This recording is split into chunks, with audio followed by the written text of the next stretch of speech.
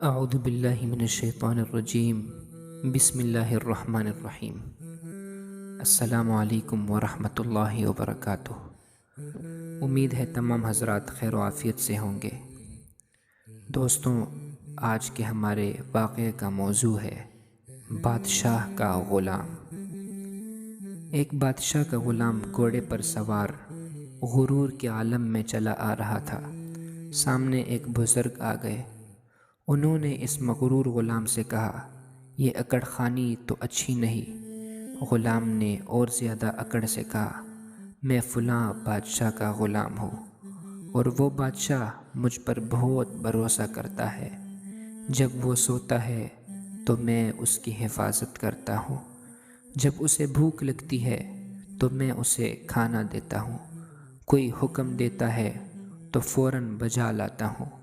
اس پر بزرگ نے پوچھا، اور جب تم سے کوئی غلطی ہو جاتی ہے تو؟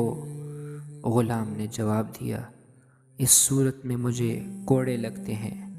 اس پر بزرگ بولے، تب تم سے زیادہ مجھے اکڑنا چاہیے۔ غلام نے حیران ہو کر پوچھا، وہ کیسے؟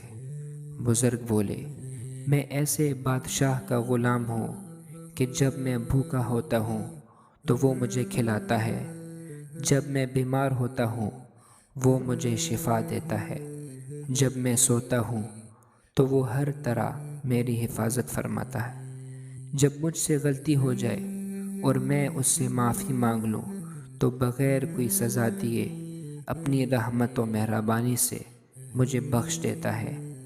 یہ سن کر اس مغرور غلام نے کہا، تب تو مجھے بھی اس کا غلام بنا دیں۔ بزرگ فوراً بولے، بس تو پھر اللہ کا ہو جا، ایسا مالک تمہیں کہیں نہیں ملے گا۔